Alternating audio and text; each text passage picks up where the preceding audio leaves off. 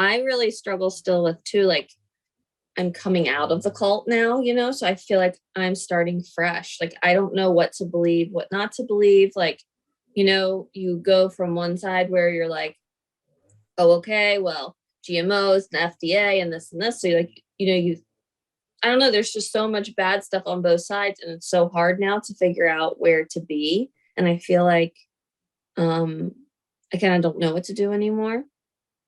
Kind of off I of the whole remember that.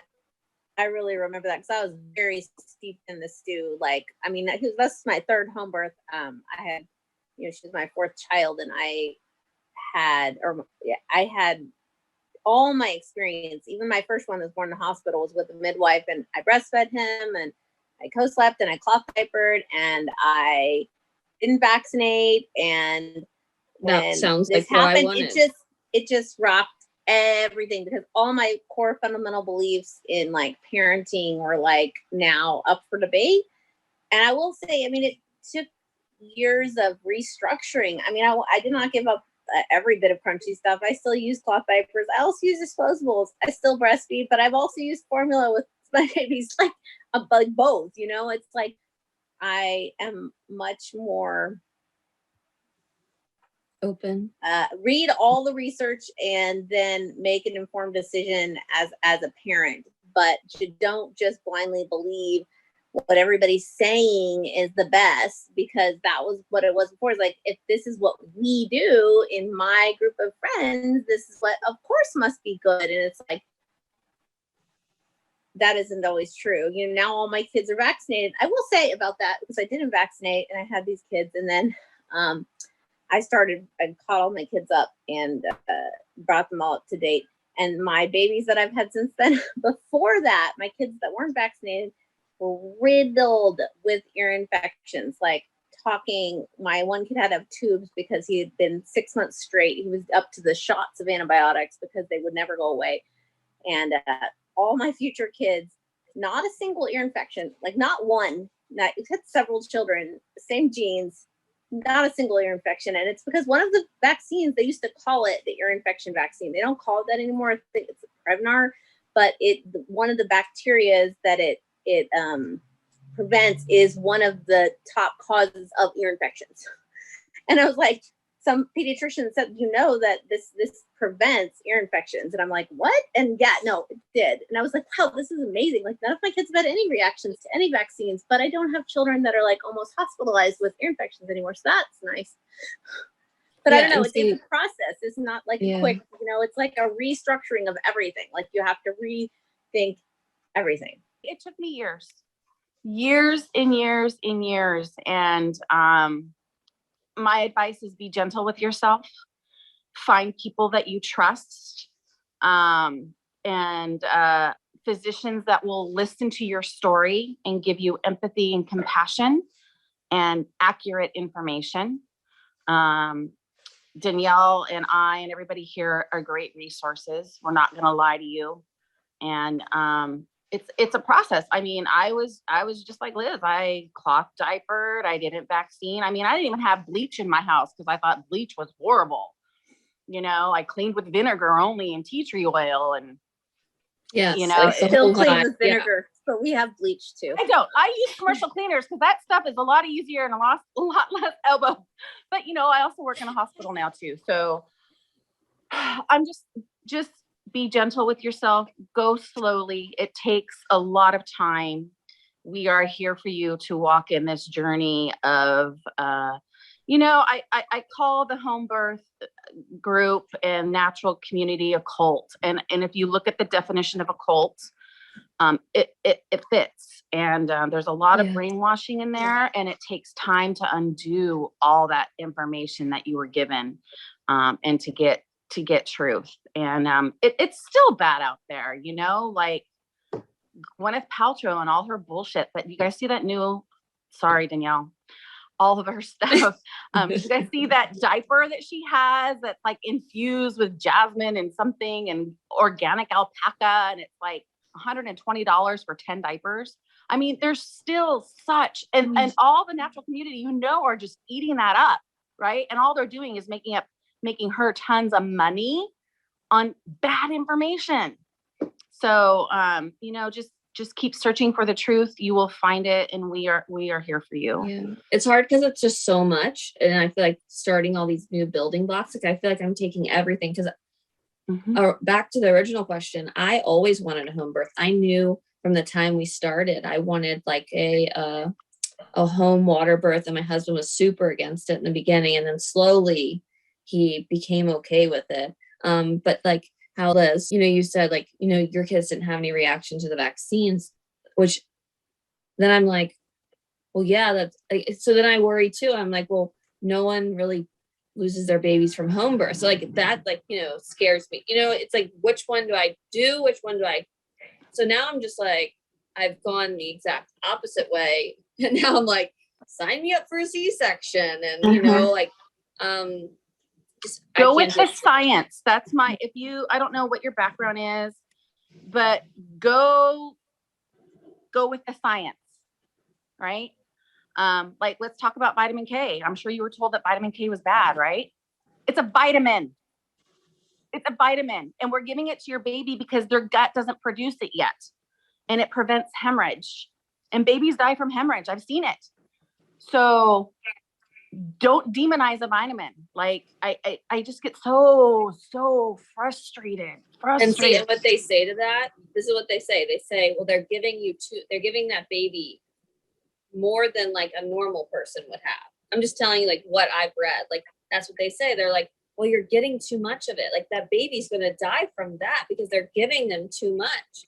So then it's just like, I'm going back and forth, so I don't want anyone to think like I am never doing home birth again. I'm never trusting in any of this natural stuff again. But I feel like Liz, how Liz said, like, I have to kind of find that happy medium. And that's what I kind of am working on. Yeah. Just so you know, for the vitamin K, it is a dose that's intramuscular. So it does have to be a little bit higher because we're not ingesting it. It's more effective this way. And we do adjust dose for weight. So babies up to a certain amount, get a certain weight, get this. Even our preemies get it, right? Our little 24, 25, 26 weekers get vitamin K. They get a lower dose. I hope they do because they're at high risk for brain bleeds. Yes, they are. Very much so. Very much so. And all babies are at risk for brain bleeds, right? Even your full-term babies. Those blood vessels in the brain are fragile. They're not. Yeah, my midwife said, the only reason I would give the vitamin K shot is if I see some bruising. I said, okay. Then it's too late. That means they're already bleeding. Then it's too late, right? What is bruise? Too late. And there's like this factor of whether you're a home birth lost mom or you've lost a baby for another reason, there's this factor of that kind of devastating, unexpected loss in that vulnerable moment makes you question yourself. Like, you are going to have this constant feeling of I'm going to make the wrong decision. It's anxiety causing. I still have anxiety now, which I never had any before. In many instances where I'm like, oh, what if because I did X, Y, and Z, my kid could die. Or what if, I asked my husband to go to the store and it's dark. And what if he dies on the road? And because I asked him to go, and it's like, that doesn't go away. And that's so prevalent in that first year or two where it's like, it can be overwhelming. Like, it can feel like I don't want to make any decisions because I can't trust my decisions. My decisions are wrong. And it's my fault that my baby's dead. And I don't want this to ever happen again. And I don't want it to be my fault. Like, I just don't want to listen to myself because I don't trust myself. So yeah, that's how I feel. I just want to I just want people to make the decisions for me now. I think that everything that you're feeling right now, something that I learned really early in my grief, and it came from previous mothers that gave me their experience and their knowledge. Everything that you feel is right. It is correct. It's not wrong. You are at that right moment of the right time of wherever you are in your grief. There is no right. There is no wrong. It is where you are. So my feelings it's so confusing. You're so confused.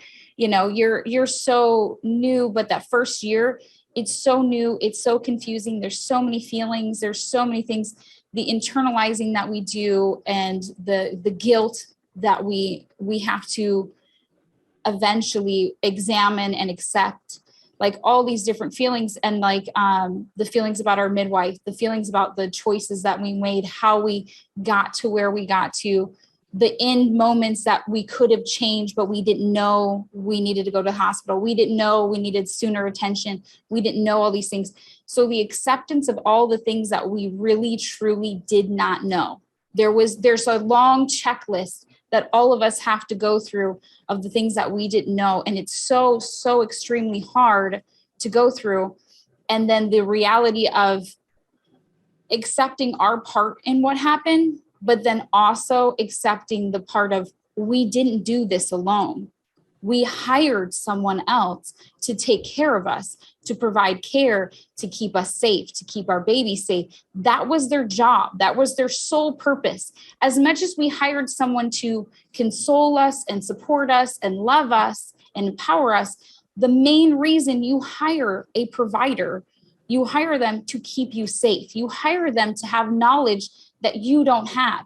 You hire them because you know when that birthing moment comes, you are not going to be there to know when things are going wrong. Like, you're in another plane, another world, and it is up to them to say, this is turning into something that we don't want to happen here. So we got to get the right care. That was their job. That's why we hired them. And that was it. Nobody hired a midwife and spent thousands of dollars to have them knit in the other room, or to have them not show up, because that's happened to many of us. Unfortunately, they don't show up until the very last moments, or they're not checking, or whatever's going on. We did not pay money for a service for nothing. We paid money for their expertise, their knowledge, their experience, their education, their training. We paid them to give us care. None of us were unwilling to go to the hospital. All of us know somewhere deep down, if there's a deep risk and somebody was to look at you and say, we got to get you to the hospital right now or you're going to die, you're going to go to the hospital. Nobody is going to be like, I want to stay here and die. Like, you know what I mean? Like, or if somebody was to say, this is what's happening to your baby, we need to go right now, you're going to go. Why were you pregnant? Why are you doing all this? You want your baby. You want to survive. You want to have your baby. So all the stuff that the midwives with the victim blaming and the shame and all the stuff that they try to put on us, we didn't hire them because we wanted such a natural experience that we were like, yes, go ahead. We want to die and we want our babies to die too. So somewhere in with your grief as you're going through your path, you're going to have to deal with your own feelings about your own self, and then also about them and how you hired them and why you trusted them, and then your distrust for yourself and everyone else in the whole world, basically. But my biggest thing of why I probably came to the conclusion a little bit sooner than other people of like, this is not okay. Like, that's basically what was happening, was I just kept repeating over and over, this is not okay. This should not be happening. This should not have happened to me.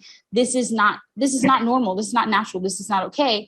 Was I had to look at and examine the information of what my midwife did to me, what she said to me, what she said about me, what happened afterwards of pursuing any type of justice or accountability or anything.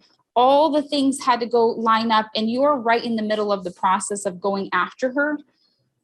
When you get through that, whatever direction it goes with the system, that is going to be another stage of your grief that you're going to have to go through.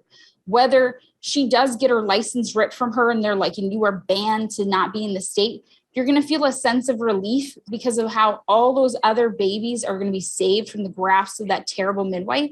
But then you're going to feel such pain because that was your midwife. That's who you hired. And she was a terrible person.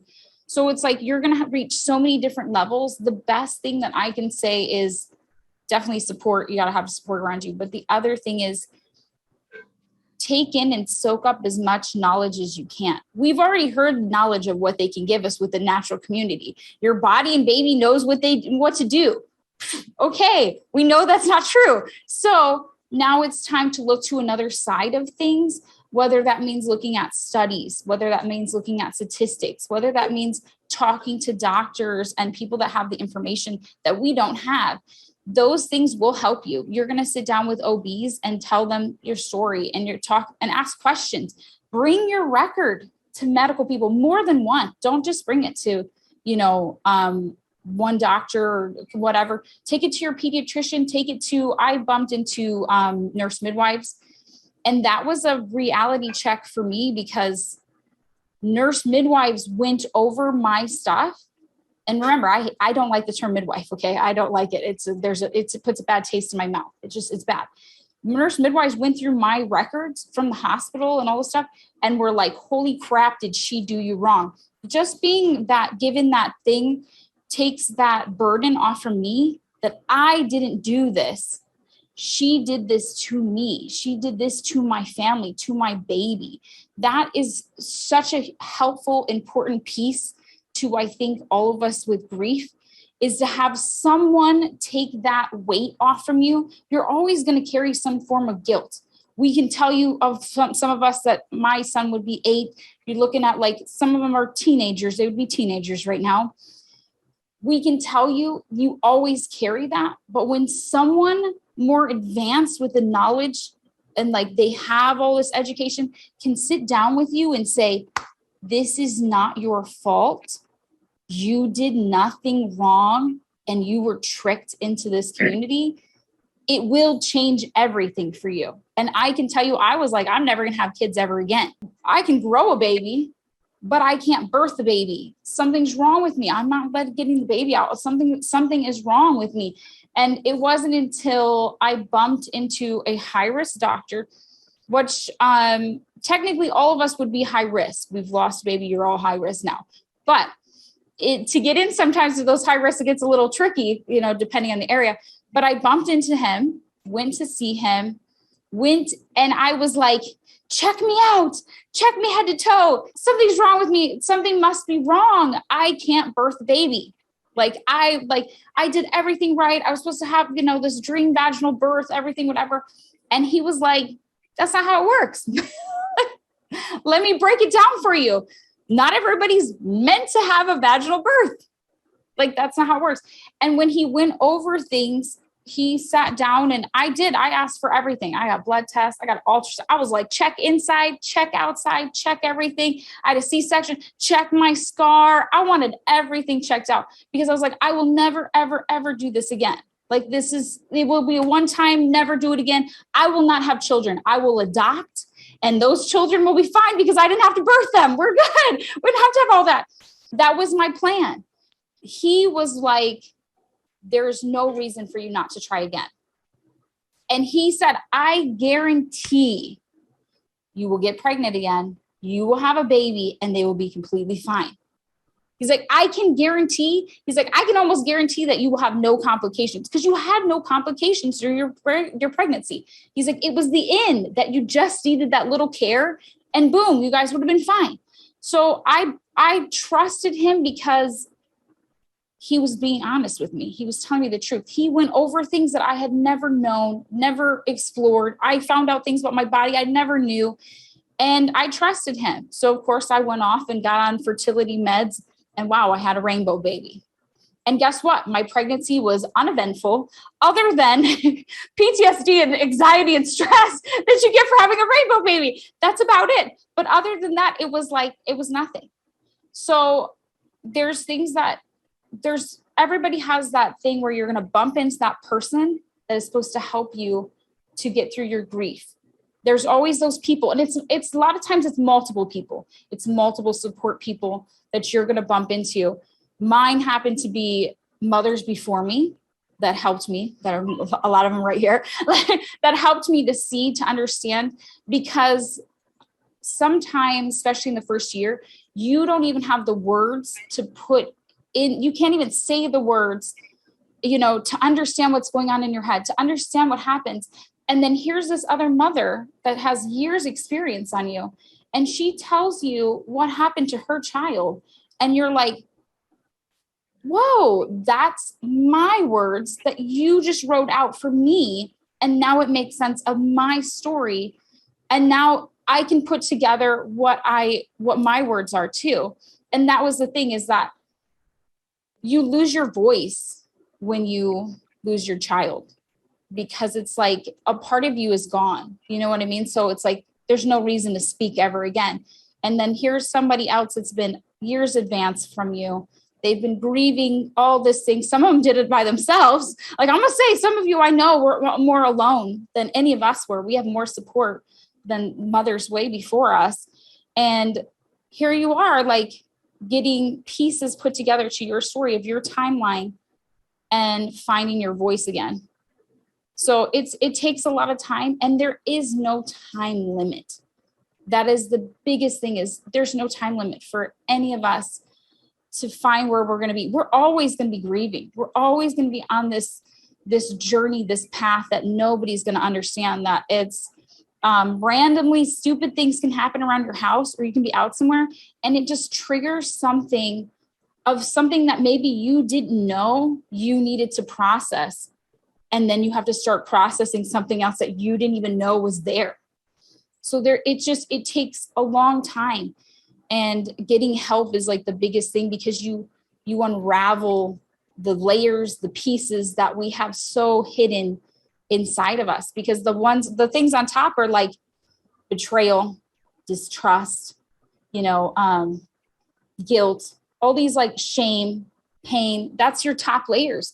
But when you start getting down inside, there's so many other layers that you're going to get into. And I can't even explain them, because you're so new into what this is like, that one day you're going to see, like, they all intermingle. It's like a chain that just keeps going.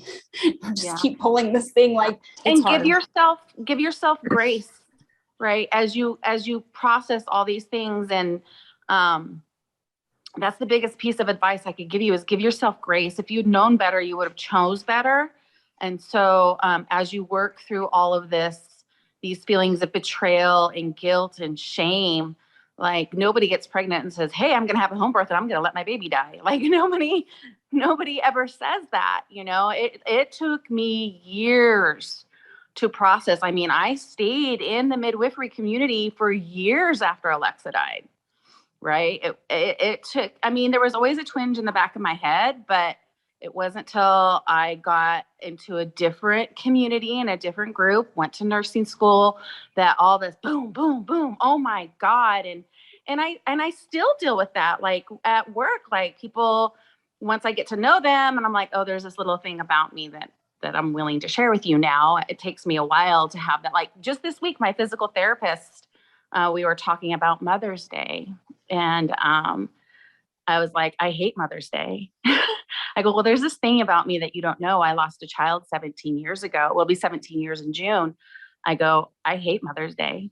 She was asking me what my kids did for me on Mother's Day. And I'm like, I personally choose not to celebrate Mother's Day, because it just reminds me of everything that I lost, and so still people. And then like at work, if I share it with like another colleague and like, oh my God, what happened? Because we're in the business of babies and healing babies. And I tell them what happened to her. And they're like, oh my God, who would allow you to go to 43 weeks? What is wrong with people? Like, what is wrong? Like, and then, there's the feelings of my guilt of like, why did I even choose this? Like, why did I choose a home birth? Like, if I had stayed with an OB, I'd have Alexa. And it's still something I process every day. It never leaves you, but it will change you. And the pain does lessen as you work through the different levels that Danielle said. So give yourself grace as you go through these levels, because it is hard and challenging. I want to point out that we're all saying it keeps going. We still have it. And I want to tell you, because I remember very acutely, just like right now, that being that 6-month mark, how completely overwhelming grief was, like how all consuming. It will not be that anymore. Like it will, that all consuming grief that colors everything all the time. It does not. Grief becomes something that you live with, that is just a part of you, but it's not all of you anymore. And it's not everything. And you will smile again. You will have good times again. You will love. You will good things will happen and you'll enjoy them and you won't feel guilty about it. There'll be moments you will still have bouts of intense grief, but it does not, as the years tick by, there is relief from that. It's not going to feel like that forever. So don't feel like, oh God, because I remember thinking, is this going to feel like this forever? Like, am I going to wake up every morning feeling like I'm suffocating? Feeling like I, can't do today? And it's like, no, it will not be like that. You'll actually seek out things like this. You'll consciously choose to do something like this, which will bring it all up and make you cry because you're like, I need to give her that right now. I need to give my daughter that. Like, because my life is so full of all these other things that I have to put that aside, and I can put that aside, but I could not have put that aside at 6 months. That was all consuming. There was no putting aside, but you will actually consciously go, I need to grieve right now. I need to pull up these memories. I need to do that. So it will be very different. It will still be there. It never ever goes away, but it's not what you're in right now. So I don't want you to feel like, oh gosh, like that's really terrifying, because it's not. It's not like that.